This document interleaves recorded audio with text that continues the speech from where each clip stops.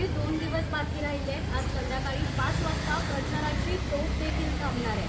याच पार्श्वभूमीवर आपण आलेलो आहोत प्रभाग क्रमांक 9 मध्ये.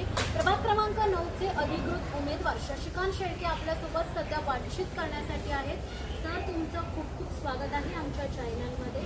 प्रचाराच्या रणधुमाळीत देखील तुम्ही आम्हाला वेळ दिलात त्याबद्दल तुमचे देखील आभार. काय सांगाल, हे 13 दिवस प्रचार चालू होता, कसे गेले, काय भावना? नमस्कार.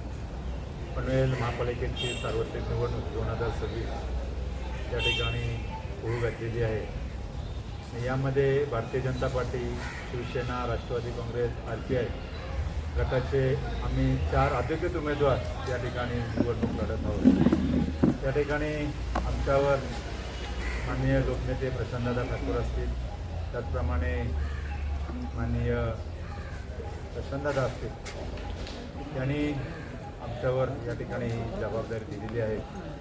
या 13 दिवसामध्ये आम्ही मंडळी सर्व आमच्या पंचक्रोशीतील टेंबोडा, वलवली, खेरुकपाडा, आसोडगाव, नवीन पनवेल आणि कळंबोली या विभागातील सर्व कार्यकर्ते या ठिकाणी मेहनतीने या ठिकाणी 1 घडेल आणि 3 कमल या ठिकाणी अशा प्रकारे प्रचार करून या ठिकाणी लोकांना आव्हान करत आहेत आणि सांगत आहेत की आपले उमेदवार कशा प्रकारे भविष्यात या ठिकाणी आपल्या प्रभागाचा काम करतील आणि आपल्या प्रभागाचा चेहरामोहरा बदलतील.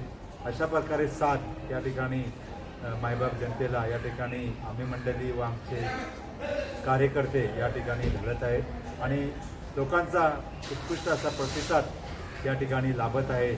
या ठिकाणी प्रत्येक ठिकाणी आम्हाला गेल्यावर त्या ठिकाणी महिला औषण करून या ठिकाणी फुला आमच्या डोक्यावर तांदूळ तिला लावून या ठिकाणी स्वागत करत आहे आणि आम्हाला मतदानाचा आशीर्वाद आणि जोगवा या ठिकाणी आमच्या पदरात या ठिकाणी टाकत आहेत.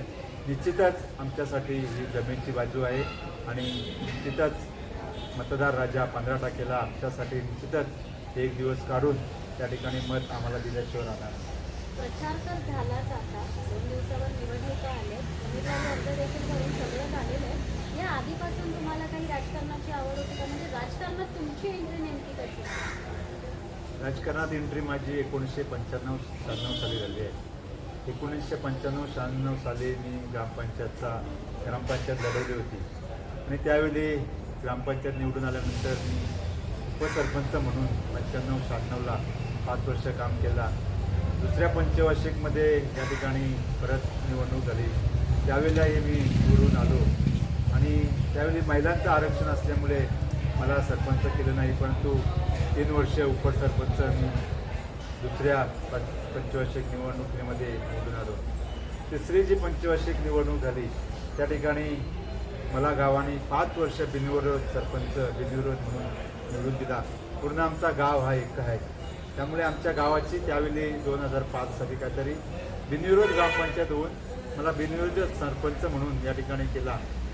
चौथ्या जी पंचवार्षिक झाली 15 वर्षानंतर 16व्या वर्षी त्यावेळी मी सरपंच झाल्यानंतर मी माघार घेतली आणि माझ्या मिसेसला या ठिकाणी त्या ठिकाणी ग्रामपंचायतला उभी केली.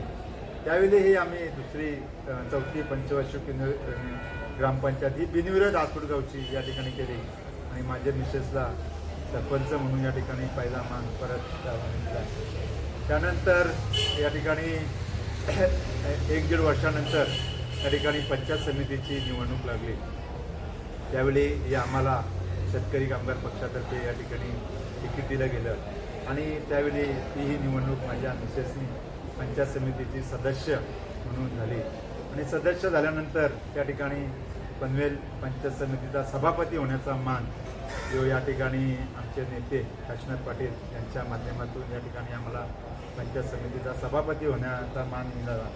नंतर परत जेव्हा महापालिकेची निवडणूक लागली गेली त्यावेळी महापालिकेची जेव्हा पनवेलची महापालिका नव्याने तयार झाली त्यावेळीसुद्धा पहिल्या महापालिकेच्या निवडणुकीमध्ये आम्हाला तिकीट मिळून त्या ठिकाणी माझ्या मिसेसला नगरसेवक होण्याचा बहुमान मिळाला.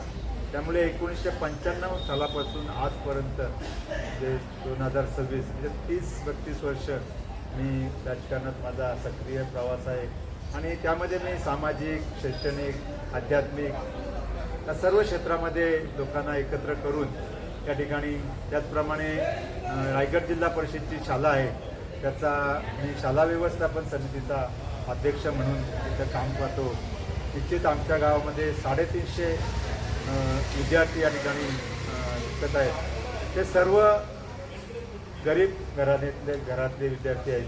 म्हणजे ड्रायव्हरची मुलं असतील, आपल्या काम करणारे घरकाम करणारे असतील, म्हणजे जे गरीब आहेत UP-MPचे असे सगळे विद्यार्थी या ठिकाणी आमच्या शाळेत त्या ठिकाणी शिकत आहेत.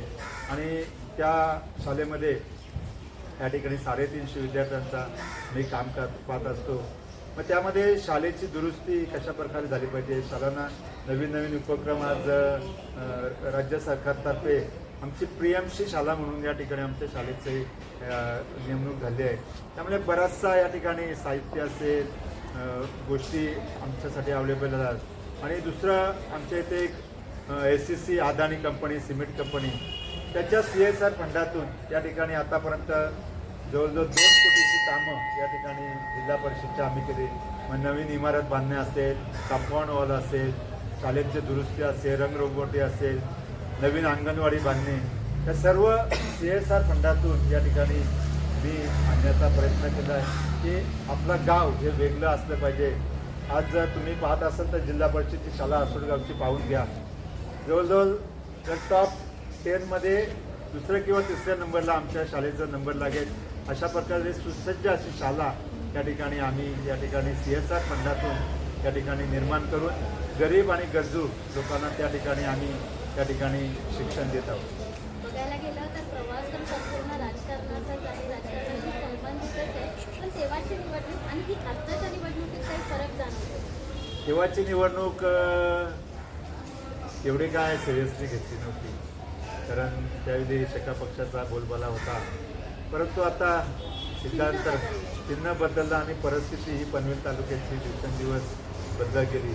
माननीय रामशेठ ठाकूर असतील, प्रशांतदादा असतील, त्यांच्या नेतृत्वाखाली या ठिकाणी जेव्हा मी शेतकरी कामगार पक्षात होतो त्यानंतर BJPमध्ये प्रवेश केला. आमचे नेते सांगायचे आम्हाला की कुठलाही काम करायचं नाही, महापालिकेत जायचं नाही. मग आपल्या या विभागाचा किंवा आपल्या ज्या लोकांनी निवडून दिला आहे त्यांचा आपण कशा प्रकारे सेवा करू शकतो. मग त्यात रस्त्याची कामे असतील किंवा गाड्यांची कामं असतील, ड्रेनेज लाईन असतील, पाण्याची टाकी असतील, या कुठल्या माध्यमातून उपयोग, कारण सत्तेशिवाय शासनाला नाही ही परिस्थिती त्यावेळी निर्माण झाली.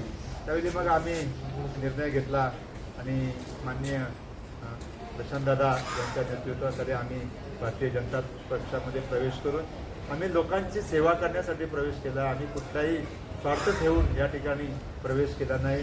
त्यामुळे आज आमच्या गावात महानगरपालिकेच्या माध्यमातून जवळजवळ 3-4 कोटीची कामं या ठिकाणी मी केली. अजून मी नवीन पाण्याच्या एक टाकी आहे, पण दुसरी टाकीसुद्धा या ठिकाणी निर्माण केली. सेक्टर 5मध्ये या ठिकाणी गार्डनचं काम चालू आहे. आमच्या इथे एक नाला आहे बाजूला, त्याचं या ठिकाणी भिंत आणि त्याला या करण्याचं काम केलं आहे. अशा प्रकारे सत्तेच्या माध्यमातून या ठिकाणी आम्ही कामं करण्याचा प्रयत्न केला. बरं, ही सगळी कामं देखील झालेलीच आहेत, पण आजही इथल्या भूमिपुत्रांमध्ये एक नाराजी आहे की किंवा विरोधकांकडून टीका टिप्पणी देखील केली जाते की नवी मुंबई विमानतळाला दिबा पाटीलांचं नाव अजून मिळालेलं नाही. ही नाराजी आज देखील इथल्या ग्रामस्थांमध्ये किंवा भूमिपुत्रांमध्ये तिथेच लोकांच्या आशा आहेत की आम्हाला आमचं दैवत आहे दिबा पाटील, त्यांच्यामुळेच भूमिपुत्रांना या सोन्याचे दिवस पाहायला मिळाले. लोकांच्यात आत्मीयता आहे, वेगळा भाव आहे दिबा पाटलांच्यामुळे, आणि त्यामुळे लोकांची आस्था आहे की एवढा मोठा आपण त्याग करून या ठिकाणी शिल्प वसलेले आहे. आपलं कुठलं तरी अस्तित्व या ठिकाणी राहिलं पाहिजे. ते अस्तित्व राहायचं असेल तर आपला जो लोकनेते आहे, गोरगरिबाचा कैवारी आहे, 12.5% जनक आहे, त्यांचा योग्य असा सन्मान झाला पाहिजे. आणि त्यामुळेच भूमिपुत्रांची या ठिकाणी मागणी आहे की नवी मुंबई आंतरराष्ट्रीय विमानतळाला दिबा पाटलांचं नाव दिलं गेलं पाहिजे. कालच मुख्यमंत्री साहेब रोटपाली कलंगुली या विभागामध्ये आले होते. तेही स्वतःहून डिक्लेअर केलं की काही प्रोसेस आहे, त्या प्रोसेसमुळे थोडंसं लेट होतं आहे, परंतु निश्चितच दिबा पाटलांचं नाव या विमानतळाला लागणार आहे असं आश्वासित या ठिकाणी माननीय देवेंद्र भाऊ यांनी केलेलं आहे. 13 दिवस प्रचार झाला, ग्रामस्थांचा मोठा पाठिंबा होता, मोठा सपोर्ट होता. काय वाटतं, विजय निश्चित? जे तर निश्चित आहे, परंतु या ठिकाणी आमचे विरोधक या ठिकाणी लोकांना करे त्या ठिकाणी एकमत मला द्या अशा प्रकारची या ठिकाणी सगळा संभ्रम निर्माण करण्याचा प्रयत्न या आमच्या प्रभाग 9मध्ये करत आहेत. प्रकाश म्हात्रे जे आमच्या विरोधात उमेदवार आहेत, त्याही आमच्या गावातील 100 लोकांना फोन केले असतील. तुम्हाला पाहिजे तर मी ती रेकॉर्डिंग पण दाखवू शकतो, की सांगतो माझ्याकडे लक्ष ठेवा, मी उभा आहे. अशा प्रकारे या ठिकाणी लोकांना गुलतापा देण्याचा प्रयत्न करतो. परंतु आम्ही जे 4 लोक आहोत, अशा प्रकारे कुठलाही प्रचार 13 दिवसात आजपर्यंत झाला नाही. आम्ही 4चे उमेदवार या ठिकाणी एकत्र राहून, म्हणजे एक इकडं प्रचार करतो तर दुसरा तिकडे करतो, असा पद्धतीने कुठलाही प्रचार आम्ही केला नाही. आम्ही ज्या ठिकाणी प्रचार करत होतो ते 4 उमेदवार आम्ही एकत्र, आणि 4 उमेदवारांची आमची मागणी होती का 1 घड्याळ 3 कमल, अशा प्रकारेच आम्ही या ठिकाणी जनतेला आवाज करत होतो. आम्ही कुठेही आम्हाला एकमत द्या, याला एकमत द्या अशा प्रकारचा प्रचार करणार, पण विरोधक निश्चितच तशा प्रकारचा प्रचार करून या ठिकाणी लोकांना गुमराह करण्याचा प्रयत्न करतात. 16 तारखेला जर ग्रामस्थांनी संधी दिली तर पुढचं विकासाचं विजन काय आहे? निश्चितच माझ्यासारखा अनुभवी व्यक्ती आहे. मी जवळजवळ 20-25 वर्ष सातत्याने राजकारणाच्या आणि फ्रंट पेजला राहिलो आहे, ते बॅक पेजला राहिलो नाही. कारण सरपंच असेल, सभापती, पंचायत समितीचा, नगरसेवक, सगळे प्रशासनाचा निश्चितच चांगला अनुभव आहे. प्रशासनाकडून कशी कामं करून घ्यायची असतात याचा दांडगा अनुभव आहे. त्यांच्याशी कधी रागून कधी गोडीत पण ते आपल्याला काम करत असतं, त्याचा प्रशासनाचा अनुभव असल्यामुळे निश्चितच गावातल्या ज्या काय अजून समस्या आहे, महत्त्वाची समस्या माझ्यासमोर आहे की महिलांना आणि आपल्या तरुण पिढीला कुठंतरी रोजगार या ठिकाणी निर्माण झाले.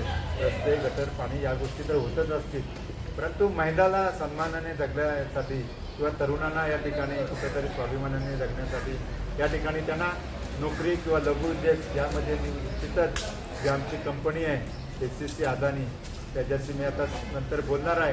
आणि आमच्या गावात एक महिलांसाठी अशा प्रकारे एक सेंटर खोलून त्या महिलांना तशा रोजगाराच्या संधी, मग शिलाई मशीन, शिवकाम असेल, ब्युटी पार्लरचे असेल, डायव्हिंगचं असेल, जे काही करताना येत असेल ते कोर्स या ठिकाणी निर्माण करून महिलांना सक्षमी करण्यासाठी निश्चितच प्राधान्याने प्रयत्न करणार. कारण ही गटारं ही कामं तर होतच जातील, परंतु महिला आणि तरुणांना रोजगार निर्माण करणं ही माझ्या दृष्टीने प्राधान्याची गोष्ट आहे. धन्यवाद. वेळात वेळ काढून तुम्ही आम्हाला तुमचा वेळ दिल्याबद्दल.